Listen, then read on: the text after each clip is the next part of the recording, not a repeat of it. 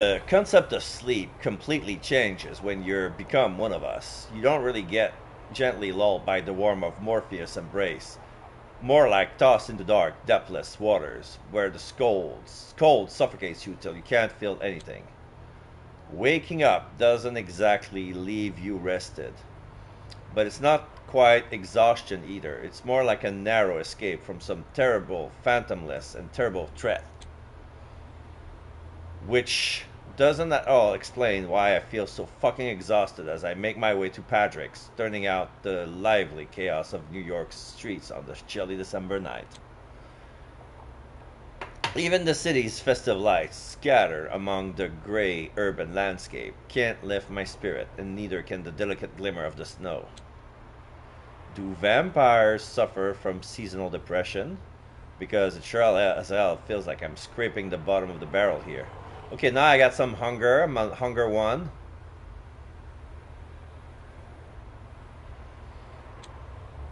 Patrick managed to blend in seamlessly with the scenery, yet I spot him from a block away near his haven. Uncharacteristically, both his hands are buried in his pocket instead of fumbling with that lifeline ring of his. His head is bowed, eyes aimlessly fixed on the pavement as usual. I have no energy for this. Let's make it weird. Let's get down to business. So, now that we've both shown up, how about we head straight to Hope? At first, he looks at me with a touch of surprise, but quickly composes himself. Diving right in, aren't we? No point in being around the bush. Very well. As I hear, Hope is rather busy this night, so the sooner we approach her, the better. He swings open the passenger door with a flourish. Get in, please. A genuine chuckle escapes me. Playing gallant tonight, are we? I slide into the seat as he rolls his eyes, and within moments we're speeding off, chasing after a glimpse of hope for better days. Hope with a capital H. Patrick is a careful and focused driver. His gaze is locked on the road ahead. Hands glued to the wheel, body stiff as a board. Maybe there's something to his crazy Malkavian nature, or those voices in his head that helps him anticipate all the troubles on the road. Because in spite of the dense, loud, and colorful traffic, he drives smoothly and surely. No jerky movements, no surprises. I like that. Makes me feel like I'm all by myself, where I can relax, calm down the instinct that always steers me towards trouble.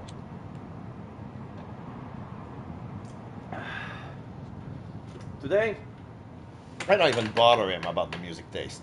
Just soak in the quiet hum of the engine and the muted hustle of New York on a snowy December night.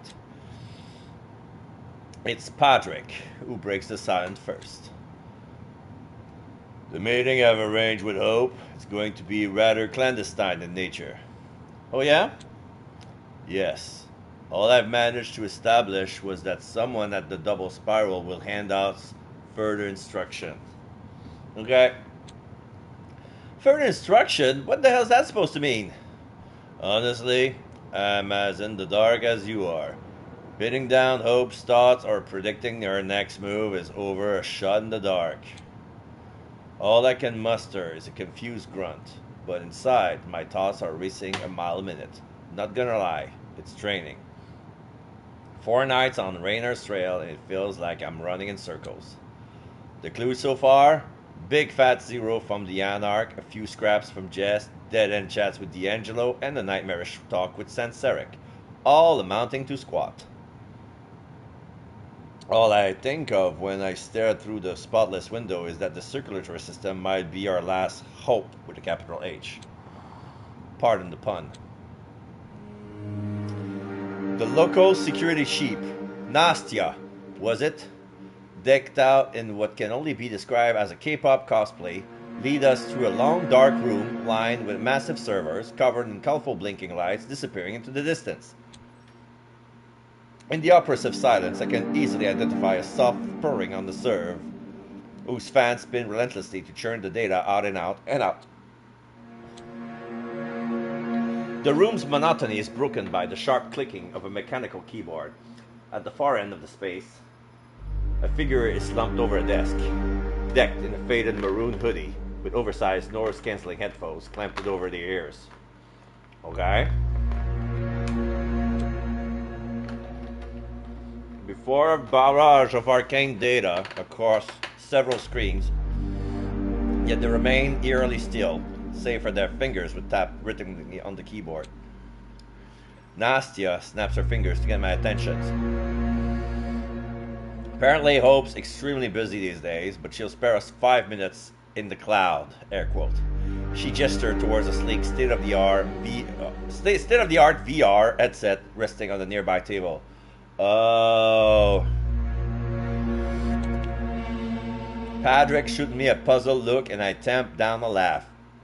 He moves to pick up the VR headset, but Nastia bats his hands away sternly and points at me, her boots leaving echo on the floor as she exits the room. Patrick and I exchange glances, and he gestures theatrically to the VR set. Settle in, then. Cool. Just so you know, make sure I don't get digitally abducted or something, okay? His smirk flickers briefly. I slip on the headset, and the world around me plunges into darkness. Ooh. The digital dreamscapes unfolds before me in a swirl of pastel hues, slicing through the egregiously retro grid. I'm on the verge of scoffing at the tacky choice in visuals when suddenly the scene shifts into a deep dark void, lit only by a distant spiraling glow. I don't know where it comes from, but the eerie sense of familiarity sends shivers down my digital spine. Out of nowhere, a voice pierces the silence. Epo the anagram. Oh, it's Hope! Okay, I can... Yeah, this is her. She has new makeup. The arm tattoo is the same. The chest tattoo is the same. She's holding a cell phone, of course. Holding a big scarf with the double spiral logo. She's wearing a nice German black trench coat. Tied down. Some jewelry, a choker. Callie with a Y, Kali Yuga, what brings you to steal my precious time? I scan the void in search of her avatar, but she's nowhere to be seen. Guess Snuff Njorna? Guess 5 Nuff Suffen Jor? Snuff and Joy 3R. Snuff and Joy 3R. Guess underscore Snuff and Joy 3R with written in leet. You can't steal what's willingly offered. A soft chuckle echoes from behind me. I spin around, finding no one, just a fleeting caress down my back, as if I'm merely a screen for her display. Frustrated, I turn again, and finally her avatar materializes, serenely hovering just inches from me. Her appearance is laid back and yet ethereal, otherworldly, insane. It could just be my imagination playing tricks on me, but then again, I am... Oh, I know exactly who you are. I know everything about you, Kali Yuga. Kali, California, Lowenthal, really? Oh, she managed to plunk her name. Fuck, your real name is California Lowenthal, really? It's possible for Kindred to feel dizzy. I swear to God, it feels like my vitae is running right out my skull. Kali, K-I-L-I, C-A, Kelly, C-A, Sally, C-A-E-L-I. The name's Cali in my own life. California is dead.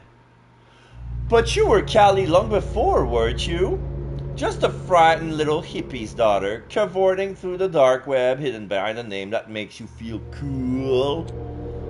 Kali Yuga, the war and conflict on legs. Do you think you've lived up to that ominous alias, California?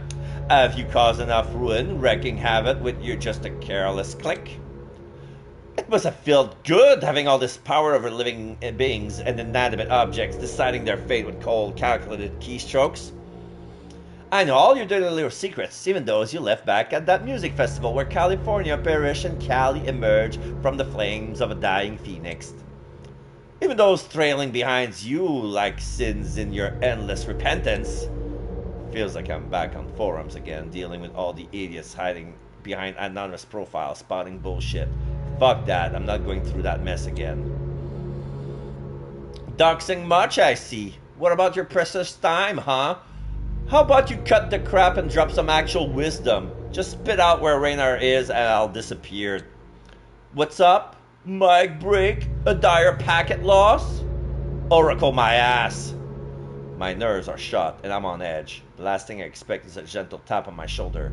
I flinch and spin around, half expecting to see her digital figure, while I seize the infinite dark.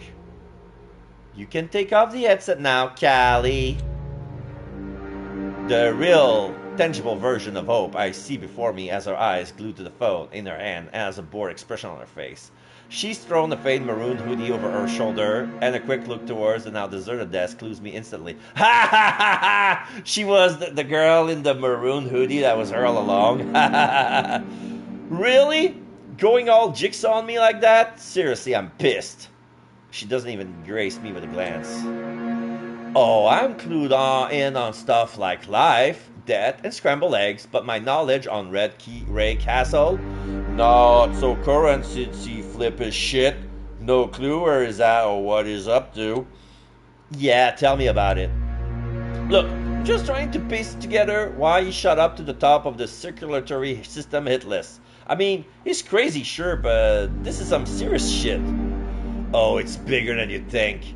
But your little trip down their rabbit hole might just work out for both of us, as long as you snag some juicy intel from their database. With a flick of her wrist and still not looking up, she throws a small dongle at me. Make your way to the circulatory system score, plug this sucker in, it'll slurp out the data without even faint digital whisper. Basically untraceable, even to me, which is bonkers now that I think about it. Precious time, remember? Oh, get it back to me and I'll dive into the goods. And hey, if there's anything juicy on Red Ray, I'll throw you a big meaty bone. You mean you'll let me in on the Raynar files? Potato, tomato. How do we get in? How do we get out? We're all set.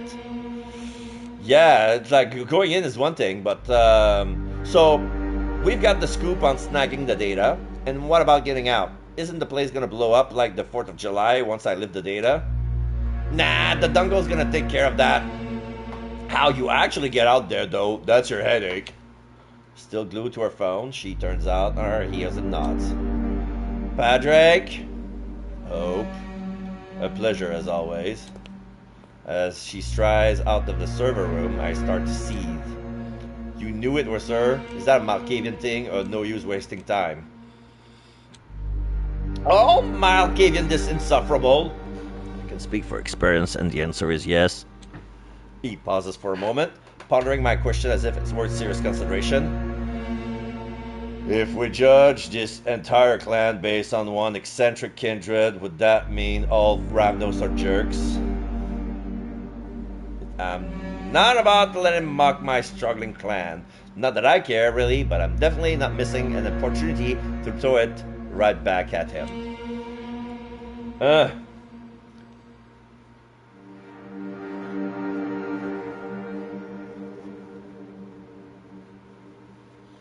Yeah, show me more than 2 of my kin and I'll eagerly gouge that for you.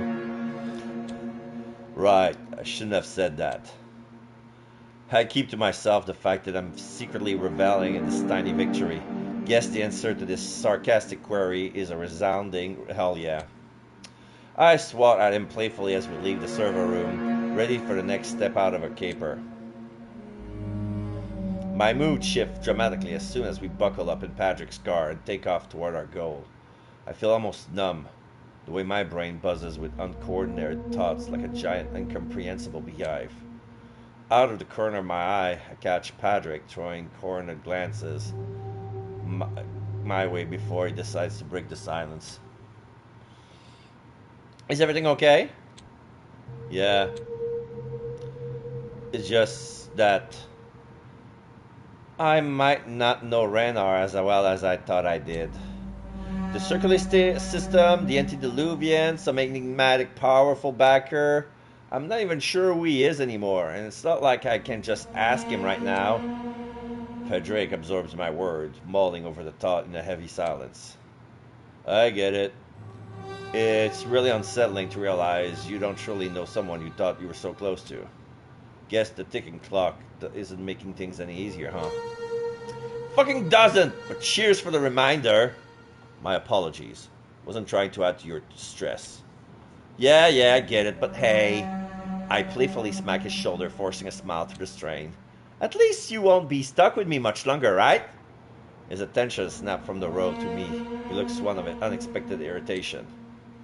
You know, I take no joy in the thought of hauling you before the Primogen Council should we fail to capture Reynard. I swiftly turn my head away and look at the window. Well, I do now. The lifeline, hope, main quest.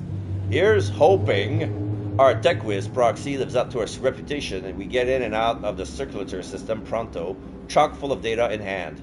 So it looks like I have the feeling that the favor would have done with Kaiser would be similar to him. Patrick and I spent a solid 5 minutes just gazing up at the buildings we're about to infiltrate. Our necks craned, completely silent. Calling me psyched, I guess. That's one massive fucking building if I ever seen one. Indeed. Might complicate our plan, as vague as that is. It's probably packed with high-tech security and the usual batch of guards lurking around every corner. Yet, there are also plenty of empty spots we could use to lay low. Look at you, picking up the tricks of the trade. Let's not just sit around. Time is running out. The interior of his circulatory system branch is artfully incognito, masquerading as a budget-friendly medical clinic. It's a perfect cover, under the radar from the nosy bourgeoisie, cops, and the feds, while just justifying the constant stream of various folks at all hours, even at ungodly times. Like right now, for instance. Threat level rises. And here I am, ready to dive into the fray. How do you propose? Maybe you could stir up a little chaos, distract them for me? That could work, shall we? I give him a nod. And before my eyes, Patrick transformed into something wholly different. He dwarfs into a figure of pure outrage and despair. Shoulders hunched, head down, jaw clenched. It is the image of a man fueled by fury, ready to explode. He marches over to the reception desks while I tuck myself into his shadow, minimizing my presence, practically invisible. Before the bewildered receptionist can get a word out, Patrick leans in menacingly and begins his tirade, his voice booming with a rough Midwestern twang. I need a manager now! My mother died in this goddamn place because of your negligence! Hand over the file, so I'm blasting your incompetence across every news platform there is! Wow, look at you go, Karen. I clench my teeth hard to hold back my laughter, and with all the eyes in the foyer glued to Patrick, I slip away from the storm and glide through the back door unseen.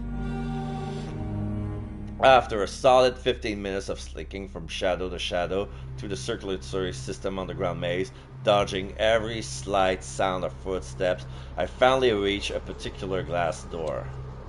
There's a large laboratory on the other side, decked out with an incomprehensible glass gadget, several rows of coolers with blood, and a PC connected to the local intranet. Perfect.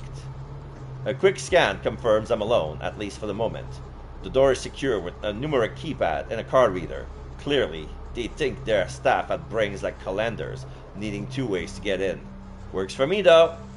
Now I could try figuring out the keypad code for the Warren keys, but who's got time for that? I put up my trusty universal access card, wait for that satisfying beep, and glide through the door. Just as I step inside, I feel something small scuttle between my boots. I glance down. A mouse? Really? Is this the level of cleanliness we're dealing with here? This little bloodthirsty critter probably chews on blood bags for fun. Uh-oh. Are we dealing with another animalistic guy here? As the little pet dashes off, I approach the PC. It's password protected, of course. Hacking isn't exactly my forte, but I'm good at predicting mortal laziness. The password was on the post-it stuck to a notebook on the desk. Copying the data is a child's play with Hope's USB dongle. I plug it in and all it does all the work for me. All I have to do is glance up from time to time to keep watch. Everything is transferred in less than a minute. And it still took too long. I'm already packed up and approaching the door when I catch the clack of high heels on the tile floor, paired with muffled murmurs of someone in a decidedly bad mood. I dash towards the door and grab the handle, then a short dark-haired woman in a lab coat runs the corridor. Fuck. Atavism, what about that mouse? Cloak of Shadows. Yeah, let's use the mouse. I quickly duck behind one of the coolers and curl up into a small ball just as an employee walked into the room. As it stands, I sit right next to the mouse I almost stepped on earlier, and it turns out she brought her whole family. I lock eyes with the mice, my gaze intense and unyielding.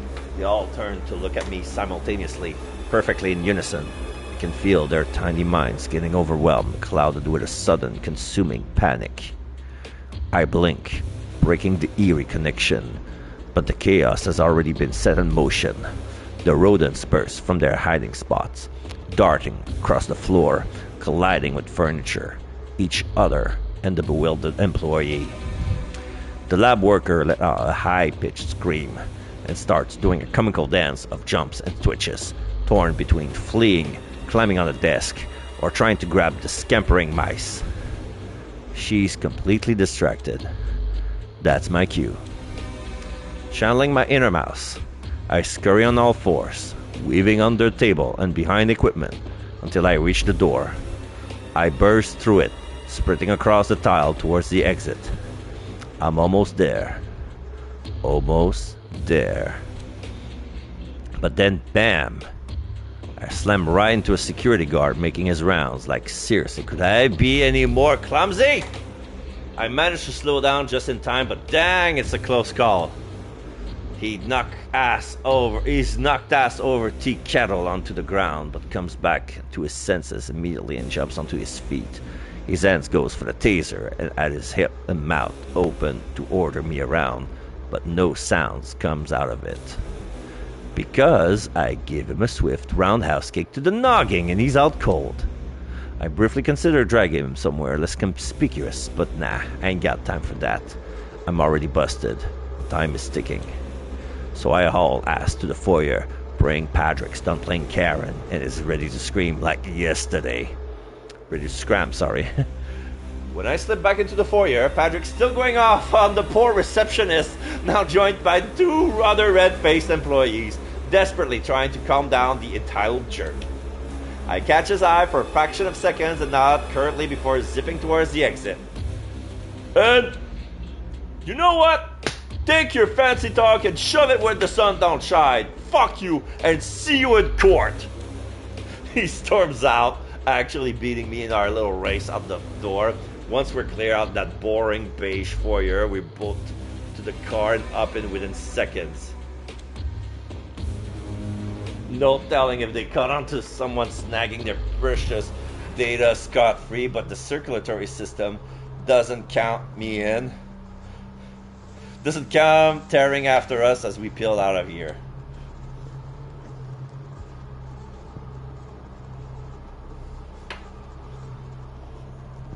Patrick, clearly geared up for a pursuit, the ways maneuvering through the street, pedal to the metal, eyes flicking around like a paranoid squirrel on the lookout for a tail. Slow down, let's go faster, or nitro. Woohoo! Let's fucking go! I can practically see the temptation in his eyes, but in the end he eases off the accelerator, blending into traffic as we head back towards Manhattan. I'm guessing your part of the caper went smooth. Smooth as silk. Ran into a lab rat and a rent-a-cop downstairs, but nothing I couldn't handle. What an adventurous night, I see. I toss my head back and laugh, catching his genuine smile out of the corner of my eye. You could say that, and you? Enjoying going berserk on those corporate drones? He shrugs, all casual-like. I have little sympathy for venture ghouls. As far as I'm concerned, they signed up for this job and all its perks.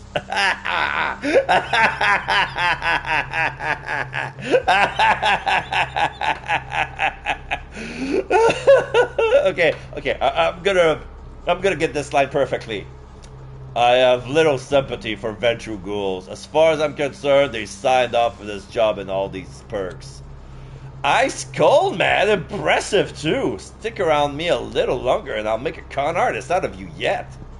What's to say I'm not one already? I can't help but burst into laughter again, straight from the depths of my shriveled heart. Genuinely.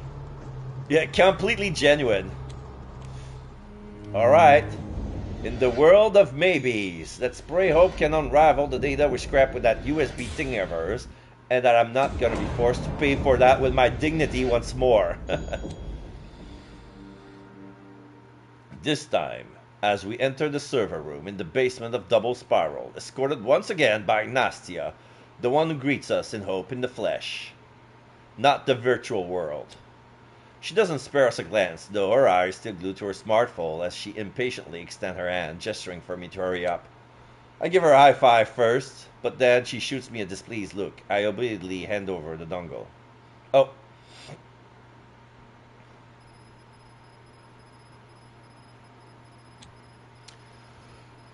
She plugs it into a laptop, and suddenly all the nearby screens springs to life, displaying a plethora of text, photos, and links to videos and voice recordings.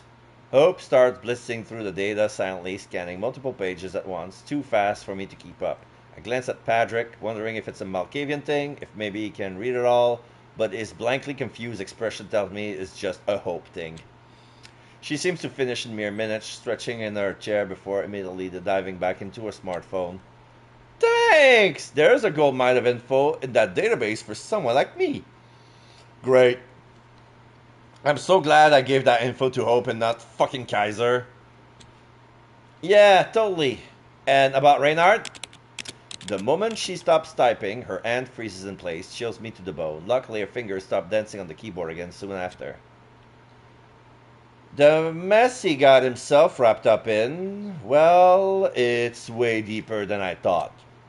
She points offhandedly at one of the screens, a scan of a report from FBI Special Affairs Division, SAD. The file, apparently intercepted by an unnamed circulatory system associate, chock full of Reinhardt, photos, videos, you name it. Oh, this sin list over there? He's up to his neck in ship peddling rare blood, mortal trafficking? Well, that's a given. Corroborating with the SAD? Yeah, sure. Diablerie. Hope voices drop, her brows sneaking together in a deep frown. That's bullshit! Of course it is. Despite the storm brewing in her data, her demeanor remains eerily serene. Wish I could say the same for myself. Can feel Padre's gaze on me, but I refuse to meet it in fear that he might actually read something from my eyes. I'm no saint, okay? Most of that stuff kind of rings a bell. A week ago, I was the one pulling the strings behind the merchandise transferred through my dark web channels. Not that I always knew what was being shuffled around. I'm not sure how much I would have cared even if I knew. I've dabbled into some truly nasty shit, both after and before my embrace. Okay, so this old spiel is what literally catapulted your sire to the #1 spot on the circulatory system hot list. Is there anything else worth mentioning? Yes, arms trade. The fuck? That's actually news to me. Also, again, it's not like it's unheard of. Kindred dipping their toes in selling guns. And is that an issue? Nope. At least until you take a peek at who he's trading with. Oh, fuck.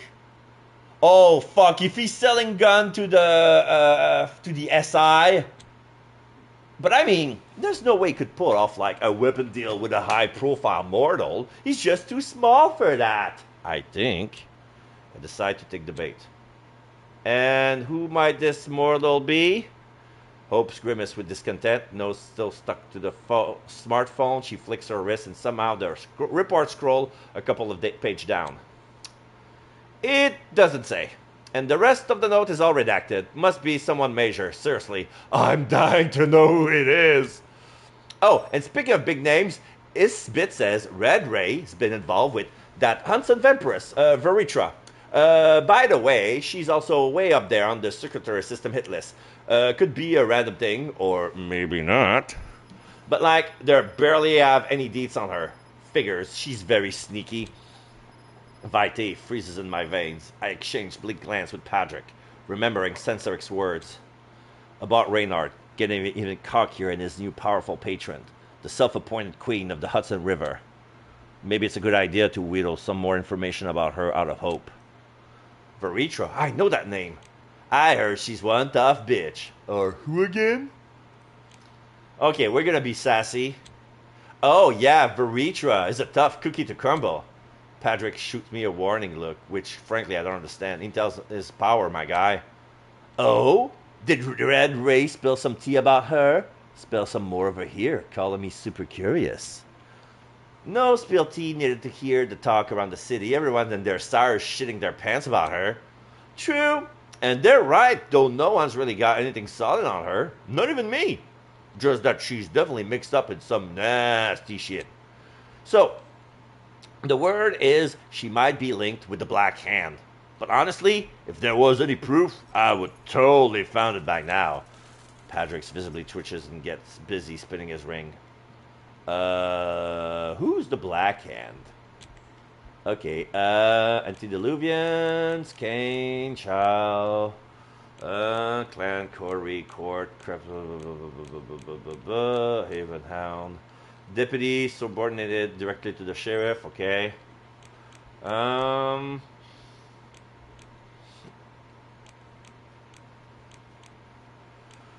The Anarch Movement, Camarilla, Embrace, Primogen Council, Kiss, Tradition, Tin Blood. Oh, yeah, the sixth tradition. The Masquerade is the first, the Domain, the Progeny, the Accounting, the Hospitality, and yeah, the Tradition of Destruction is the sixth and final one. The Accounting, this is basically the sire is responsible for all the child's doing. Progeny is the right to reproduce. The domain is the right to some territories. So, logbooks, characters, Doomsayer, Unhinged Ghoul. Yeah, there's the symbol of the ministry right here. The former High Priest of Harlem. Okay. Just gonna rewind. Julia Sowinski. Mato Blomquist, Tremere Apostate. Oh, okay. Mia Sorrento, Right Hand to Torque. Nima, Circulatory Systems Ghoul. We haven't found her. An employee in the underground laboratory, blood storage, and logistic hub for the blueprint branch of the circulatory system, significant both in their role in the industry and as a ghoul. Nima is one of the many negligible servants of Clan Renshu. Yeah. Patrick Conroy, Caitiff.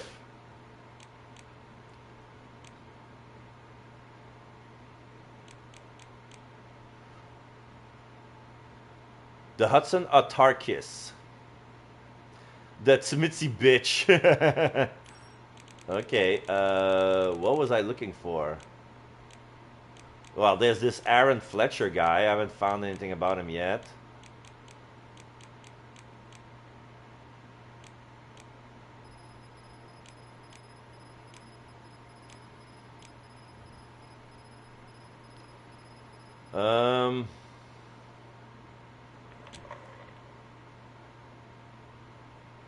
Oh yeah, the Black Hand. Sorry. Patrick visibly twitches and gets busy spinning his ring.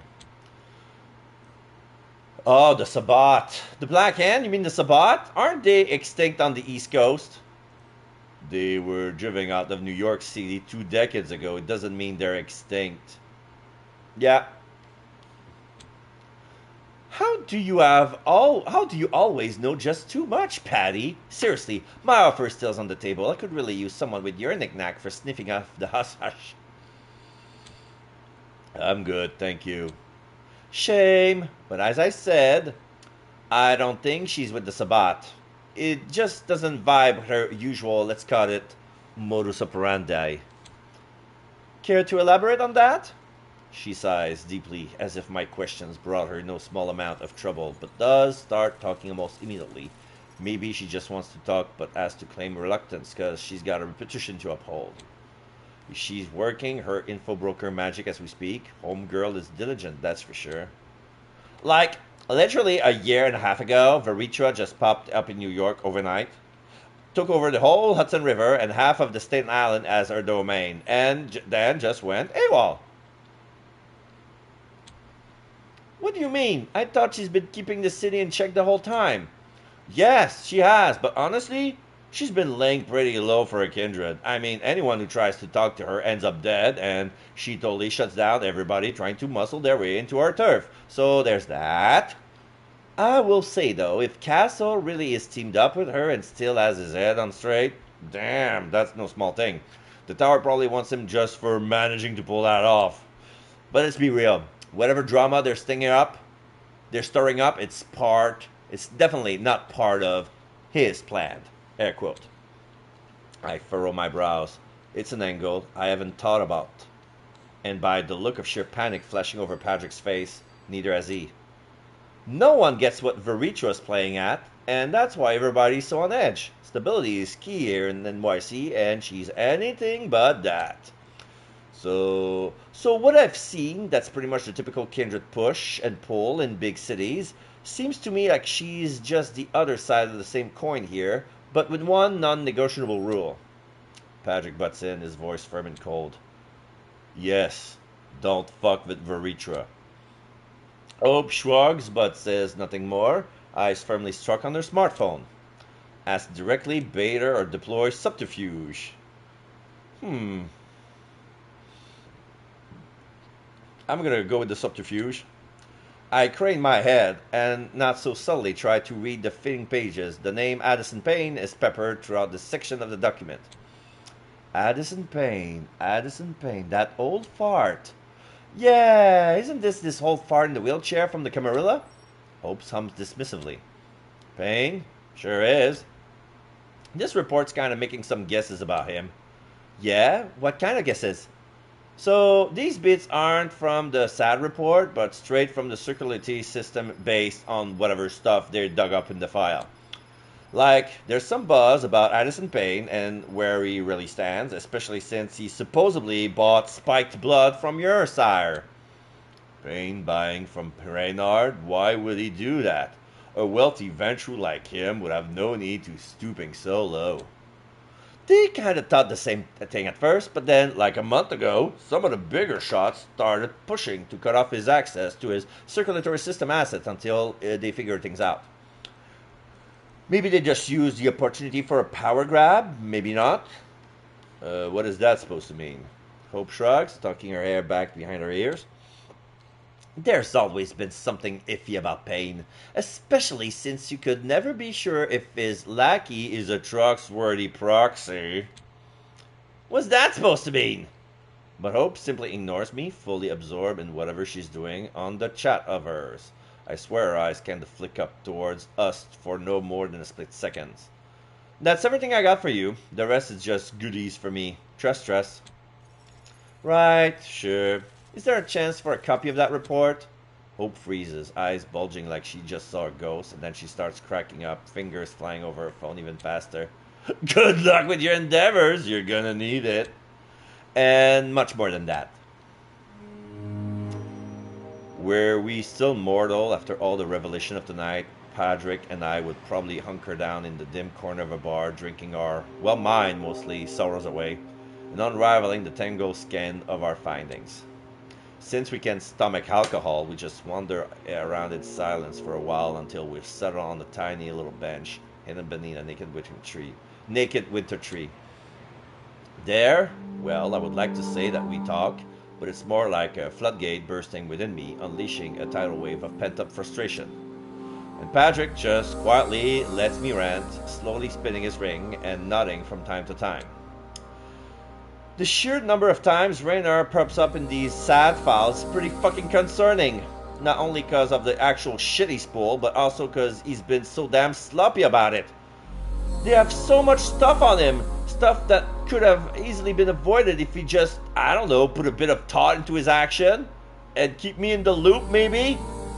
Like, it's no coincidence that there's nothing specific about me in that file, you know? I cleaned up after myself thoroughly, I think. Regular people wouldn't find shit, and Reynold left so much fucking trail behind him. I'm surprised he's not in some kind of kindred Guantanamo by now. They could have bagged him without breaking a sweat. Patrick gave him a skeptical hum, leaning towards and examining his ring. And yet, they haven't. Perhaps that speaks volumes about your sire's ability to dodge bullets, even deep in hostile trenches. I snort inelegantly. Yeah, I guess. He's Ravnos after all. There's a few beats of silence before Patrick speaks up again.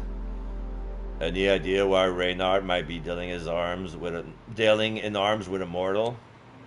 I sigh deeply, feeling the air expands my lung. Oh shit, Aaron Fletcher. Maybe Aaron Fletcher is immortal. Sigh deeply, feeling the air expand my lungs more than humanly possible, and shake my head. Honestly, Patrick, I feel like I don't know shit anymore. I mean, Reynard was never particularly precious toward mortals, so I thought maybe he would end up wrangling some eventually, but now I just don't know. Hello, thank you, Zima, for the nice, but like I said, if I don't have a cam, it's pointless to try any notification from Tangia. I'm gonna have to refund your points later on. See if I can do it.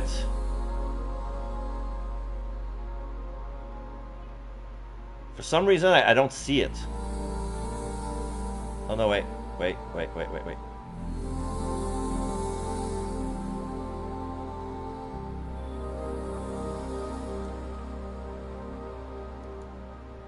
For some reason, it doesn't appear. Okay, that's good. Anyway. Alright. So I end up wrangling some eventually, but now I just don't know. Plus, arms dealing? That's so... I don't know. It's not our style, you know? We're Ravnos. We're tricksters. Con artists. Not warlords. I can't recall dealing with a single mortal since my embrace almost 2 years ago. If Reynard was peddling something, I would expect it to be fake shit, decoys, or whatever, but guns? It just doesn't make any sense.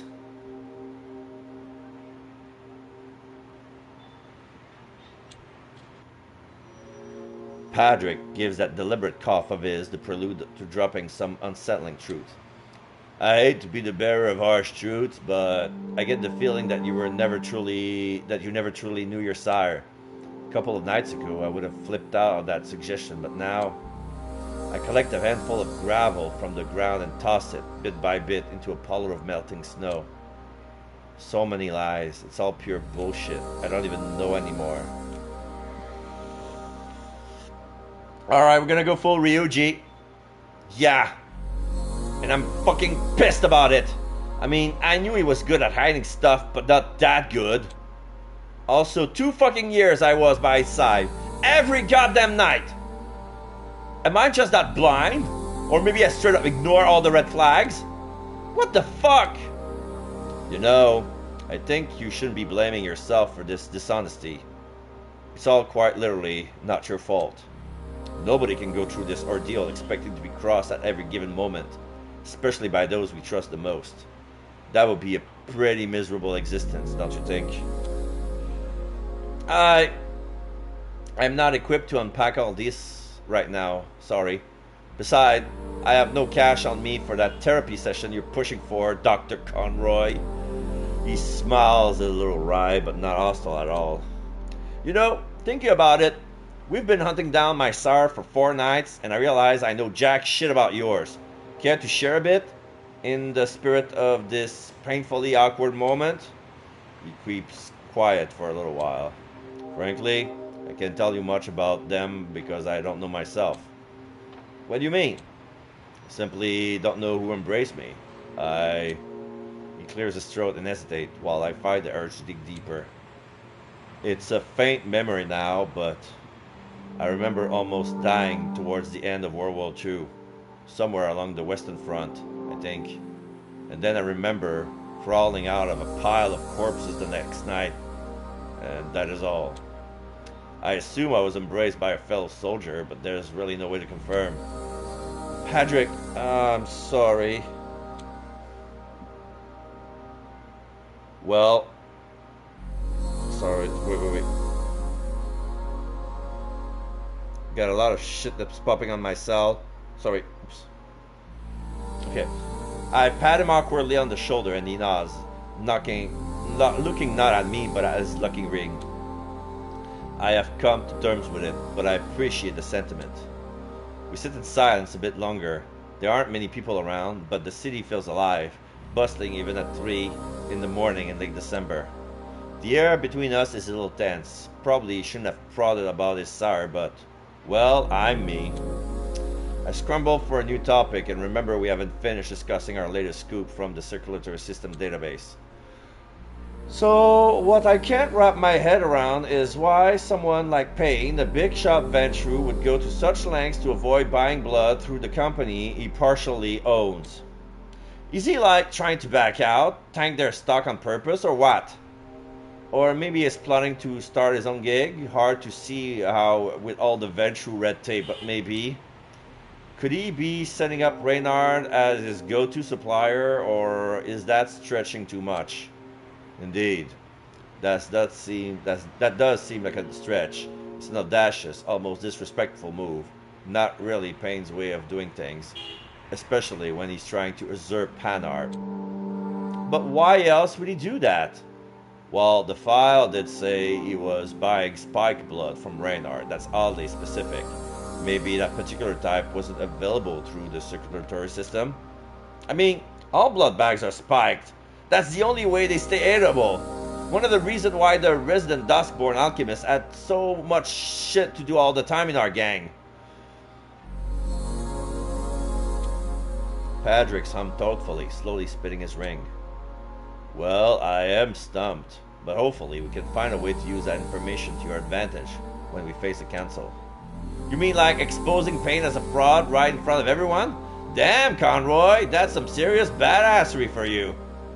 It would be badassery if we had any evidence of these suspicions, which we unfortunately do not. I deflate a little, clicking my tongue. Well, I guess that's an obstacle. How does this Veritra fit into all of this? The ever-elusive mistress of the Hudson River. Think we could dangle her as bait before the council? Patrick stills and stiffens, spinning the dice ring as fast as his hands allow. Fuck, I forgot he's also irrationally terrified of her.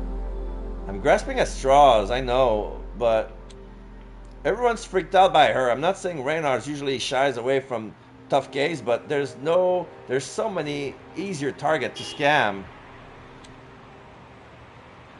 It's all so fucked up. I don't get any of it. I don't understand either.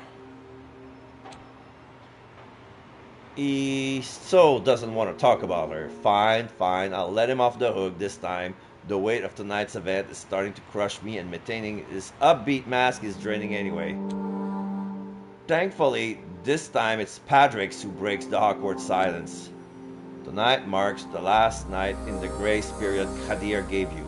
All our leads have dried up. It's unlikely we would find anything else of use anyway. I think we have enough circumstantial proof to clear your name in the eyes of the council. We could trade it for your freedom. You mean for a longer leash? They won't clear me unless I hand over Reynard and we both know it. Sure, we have some solid clues, and they're just that. The way the Camarilla treated me, well, I'm not exactly optimistic about returning empty-handed. Best case scenario, they order me to stay in the city and give me another impossible task. Worst case scenario, Kadir takes my head clean off my shoulders. And I don't even know where that leaves you. Technically, you were just supposed to keep an eye on me, but... I gesture vaguely on Patrick's size, defeated. Yeah. He squints at the starless sky. There's still time until sunrise, but I doubt we'll find anyone at Elysium tonight. He gives a careful once-over, doubt, and pity clear as day in his eyes. Do you have a safe space to stay the day? You're welcome in Haven if needed. The couch should still be here, I believe. I crack a faint smile. Should still be here, huh? Good thing you didn't get into sales, cause you wouldn't sell shit. I have some option, I guess. I only used a couple of our safe houses around New York so far. I don't know. Can I catch up with you later on something? I need some time to think on my own. He looks at me for a long while, tilting his head hesitantly while his spidery finger slowly spins his dice ring. And then he just stops and nods curtly. Take your time, I'll wait for you until dawn. Chuckled disbelievingly, unable to keep just a little bit of bitterness creeping into my voice. What if I skip town or something, taking advantage of your misguided generosity? I don't think you will. You haven't thus far, have you? He stands looking down at me intently. I still believe we can turn this Titanic around before it crashes into the iceberg. We just need to get a hold of the steering wheel. He gives my shoulder a reassuring pat and strides off into the night, leaving me to my ruminations. Okay. Oh, I need a feeding opportunity. A detour in Chinatown. The buffet stacked. Plenty of mortals roaming around late at night. So what's going to be on the menu tonight? Maybe those two lovebirds who's been strolling down the same path I have? Shadows tighten with each echoing steps.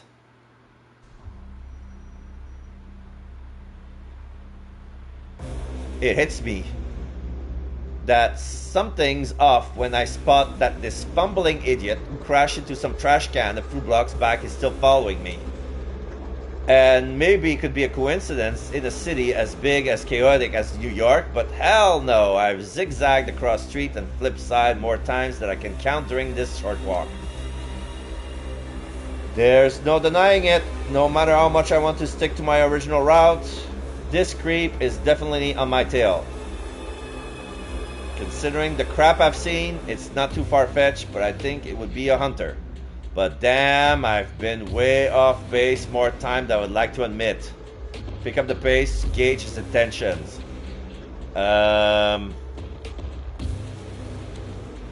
So I'm playing detective using windshields of the nearby cars to sneak peeks at his reflection, pausing by a yarn shop to pretend I'm all into knitting while giving him the side eye as his stroll past, only to halt a few yards ahead without his painfully transparent "oh, would you look at that" act. Maybe it's wishful thinking, but the longer the charade lasts, the more I'm convinced he's just some gross boozer with a seriously skewed sense of right and wrong. Hardly a genuine threat. Still, he just won't let go. Since he's so damn eager for a one-on-one, how about we make it happen? Boy, he's gonna be real disappointed when he finds out that this easy target is more a nightmare than he bargained for. I dart into a nice, dark, secluded alleyway, thinking I'll pull up after a few steps and jump the guy, give him a taste of the kind of intimacy he's definitely not asking for. Maybe with a little kiss to drive the point home. But surprise, surprise, it turns out the alleyway is not at all secluded. There's this guy leaning against a filthy brick wall, eyes locked on the entrance up to the alleyway and, by extension, on me. He's got that distinct blank gaze the fumbling idiot seems to have lacked. The look which I've already grown to hate and learned to clock at first sight. A hunter. Shit, am I losing my edge? When it rains, it just fucking monsoons.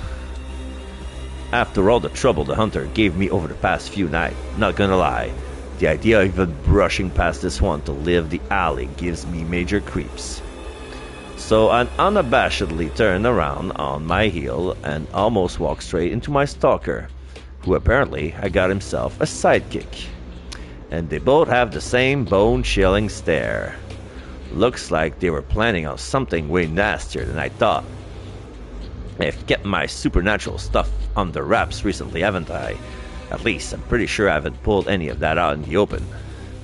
But the second all three of them reach under their jacket and whip out wooden stake and a very nasty looking flare gun, the timeline of my fuck-ups become irrelevant. Fuck my own life. Oh well, no way but the hard way. Don't nobody move. Cloak of shadow out of sight, out of mind. Meet my best friend Woody. No. Cloak of Shadows. I smile at them, lifting my hands in mock surrender, praying they won't betray the panic setting in my mind. They just glare back, silent and tense, ready to pounce, but my little act makes them pause, if only for a split second. That's my cue. I burst into inhuman speed, dive under an incoming stake, and dash toward the far end of the alley. The crack of the flare gun suddenly echoes behind me. It misses its mark. A sharp scent of phosphorus filling the air, but I'm not sticking around to give them a second chance. The moment I roar around the corner, I stop and press myself flush against the wall. In the blink, I am suddenly there, but not quite, fully corporeal, but somehow forgettable, inconsequential, invisible. The hunters zoom past me, hurling curses into the night, but I ignore them. I am the stillness. I am the background. I am one with the grime of this dirt-ass city. It takes a good few minutes before I dare to move, scouting for any signs of pursuit. The threat level lowers. The coast is clear. I peeled away from the wall, letting go of my forgettable shroud before sprinting off the other ways as fast as my legs will take me. It seems I managed to get away by the skin of my teeth. Peak Ravno style. Still, all that running around ate up way too much time. Guess I'm skipping that detour tonight. Huh? Oh. So, the hunter's altercation messed with my feeding opportunity. So now I have blood and cigarette detour. God damn. I don't know what to do anymore. Thinking it's a dead end, but clearing my head seems equally out of reach. I've got to at least try to get my shit together, or I might as well cut off my own head before the sheriff does it for me. Blood and cigarettes? As I try to piece together the scattered details of the past few nights, the less likely it seems that tomorrow will end on a high note, for me at least. Aside from Patrick, I have no allies in Elysium. Allies? I would settle for someone who just doesn't despise me at this point, but earning neutrality, let alone favor, seems like a tall order when I have nothing but half-baked leads and empty hands. Honestly, I'd rather fixate on my impending doom. Any other thoughts just make me want to collapse and melt into the slush. And deciding where to crash tonight? Forget it. I got two wolves inside of me, and both of them are assholes. So I wander around trying to clear my head. Because honestly, I don't even know what to think anymore. My mind's racing so fast, could win a low-key drag race, even with a trunk full of tofu. Where did that thought even come from? I lift my eyes, realizing I haven't looked up in like half an hour. The fact that I didn't accidentally stroll into some sketchy alley and straight into a hunting party is nothing short of a miracle. But this area I don't recognize at all. Nothing really pops, just some storefront dipping with holiday cheer in a fast food spot I'd never heard of before. Big Beat Burger. This is where Julia smokes. Well, there's a bit of local color for you. Should really get moving. The night is... How come I always bump into the least likely folks in the most unlikely places? I turn around. It's Julia, stepping right out of that fast food joint. Fuck, how? But, seeing as you're wandering into my territory, I guess you're just stalking me. Which, just so you know, I'm not a fan of. Stalking? You literally just walked out of... Why would I even stalk you? Julia pulls out a pack of cigarettes without breaking eye contact. Clearly to butter me up and get me on my side tomorrow night. What else? Damn, why didn't I think of that? And really, you couldn't have chosen a worse target. You won't sweet talk anything out of me. I already have a soft spot for underdogs. Reynard's an absolute asshole, but he got one thing right. I'm shit when it comes to politicking. Well, sorry not sorry to disappoint. I was just moping around, not trying to pull off any grand scheme. But hey, thanks for the vote of confidence. She gives a hollow laugh and lights her cigarette. We share a quiet moment for a bit, and just when the sands start to feel unbearably heavy, I note towards the fast food joint. I ask about the whole smoking thing. I slump, tired of it all. Like, I know about the whole smoking thing. I don't want to hear it again. I'm gonna nod towards the fast food joint. I wouldn't have guessed you were into beef and fries. Julia just shrugs dismissively. Consider it my personal hangout. Costs me a cup of coffee a night and comes with a few perks. What kind of perks? She flashes a mischievous smile and immediately know it's better not to dig any further. So, I assume your little investigation didn't turn up much? Castle still off the radar? I just nod, feeling defeated. I mean, we dug up a giant pile of shit and guess who's in the middle of it? Ray. She raises a hand to stop me. Keep the details to yourself. I'm not the one you should be confessing to anyway. Plus, I'd rather not have to pretend to be surprised tomorrow night. Just tell me how you feel about what you uncovered. Suddenly, I've thrown back and dragged through the past 3 nights, the memories crashing into my mind undivided. I feel like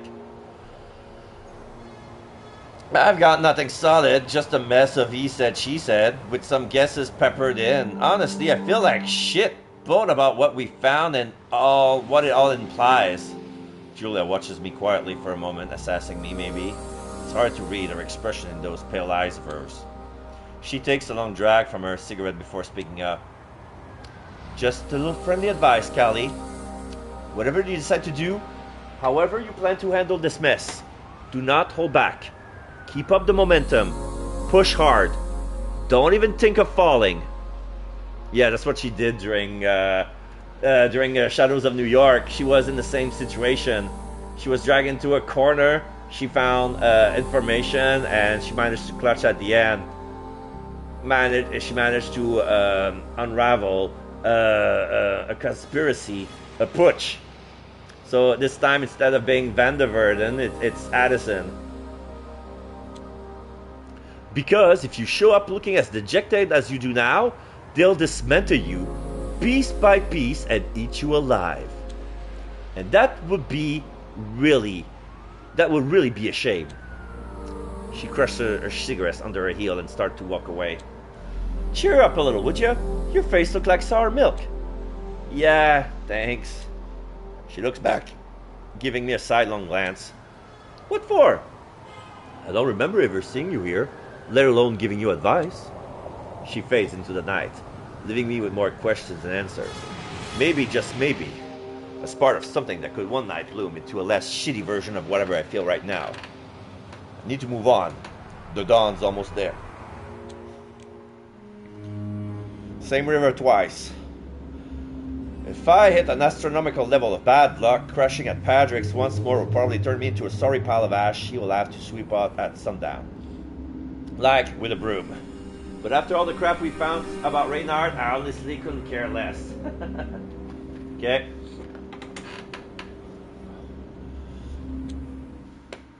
I've been trying to get my shit together for the last hour. Just walking these damn streets of New York. Spoiler alert, it's not working.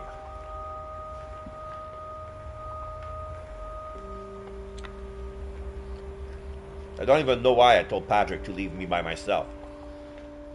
I usually keep people close to stop my brain from going to dark places. Turns out, too much alone time just let the shitty feelings take over. And the simple act of putting one foot in front of the other doesn't soothe the anger, the hurt, and the betrayal that weighs heavy on me. These emotion clings to me like a limpet, refusing to be easily cast aside. All that crap, the pep talk, our gigs making me think we all had a bond. Fucking lies, all of them. It just hurts. So yeah, I'm still a mess inside. Thankful that my gritting teeth are keeping the dry tears at bay. Right now, I would seriously rather chew off my own tongue than give Reynard the satisfaction of hearing me sob. Fuck all that! Every part of me is screaming for some kind of release, some justice. I even have this crazy urge to just smash everything about me that reminds me of Reynard. But honestly, what would even be left of me? If that dickhead's already met his final death, I swear to God, if I could find his ashes, I would spit on them. Shit, who am I kidding? I'm such a pathetic loser, I would probably forgive him in a second if he came back, even if he doesn't give a damn. Christ, this sucks so much. But, it doesn't matter. The dawn's coming up fast, and it's time to settle down for the day. And I could use some company, even if it means potentially screwing myself over by crashing twice in the same place so soon. A shred of clarity returns to my mind eventually. I find myself glaring at Patrick Savins across the street, my hands still trembling from the shitstorm of emotion I barely kept under control. I know I shouldn't be here. I should be risking my ass, but right now, I'm so over everything that I seriously don't give a fuck. Bang at the door, not gently or reconsider.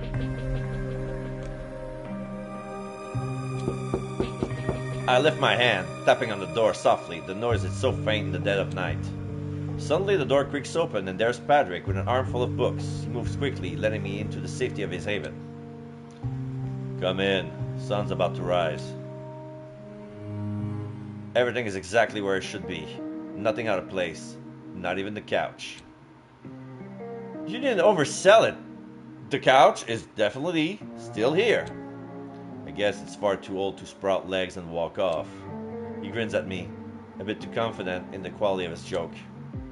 I do know it's not stylish, but I'm quite fond of it nevertheless. It's charmingly dilapidated, that's for sure. Would you rather use the bed tonight? He wouldn't be any... I'd throw my hand up and immediately cut him off. No, that's okay. Just making sure we weren't about to find ourselves in the infamous only one bed situation. Patrick tilts his head, an unspoken question hanging in the air. I mean, you're into all that bookish stuff, I thought. Never mind, it's nothing, believe me. He nods and goes back to whatever he was sorting on his shelves. I take that as my cue to slip away to the corner of the couch. Too tired to speak, which is rare for me. I shut my eyes briefly, fingers tapping restlessly on my legs. It's a futile effort to calm the lingering irritation. My movement only seems to stir him up more. Care to share what's on your mind? Your thoughts are so loud, they're practically blend in with my voices. No rest for the wicked, eh? Just flipping through my bucket list of excuses for tomorrow night, because you know I would like to keep my head where it is. Are you thinking of anything in particular? Pain, Veritra, or not really? I know you're wary about even bringing up Veritra, but I'm fucking desperate here. And I'm ready to throw about any fake-ass Sabat bullshit that clings on to her even in the slightest. Patrick fiddles with his ring when Vitra's name drops. I think about backing down, but he begins to speak. Mentioning Vitra is a dangerous move. Do you know how contentious she is to the council? I strongly advise against it. Yeah, fuck my own life. A relentless barrage of curses runs through my mind, clouding my judgment with a flood of raw emotion. Fear. The background noise of shifting books and fluttering pages falls silent as the couch dips with the added weight right next to me. The council doesn't exactly have a stellar track record when it comes to making rational decisions lately. However, the web of your sire's connection is extensive and absolves your direct involvement. The council has no rational reason to put you down. His tone is soothing yet decisive. What happened is not your fault, Callie. I'm gonna stick by you tomorrow, that's a promise. Must look at a hot mess, cause Patrick's expression is one of concern, his brow creased, lips parted, eyes searching mine. He pauses, assessing the moment before carefully invading my personal space. A flicker of total surprise crosses my face before I can mask it. His hands move behind me, and I fear a soft click as he clasps something in my hand. I almost forgot. You'll make better use of them. Confused, I look down to see what he's handed me. Batteries? For my old trusty Walkman that's been paperweight for the last 3 nights. It's such a nice gesture, but instead of the expected sense of joy, there's this sad twist in my gut. Feels pointless, like all of it. Right now, picking a tune feels as grim as choosing my last meal. You sure you're alright? Nope, I'm a mess. Yeah, everything's fine. Thanks. I just guess I'm not really in the mood for music right now. But I really appreciate the thought. I managed a shaky smile, my voice quivering a bit. He nods. Totally gets that I need some space, and he gives me room to breathe.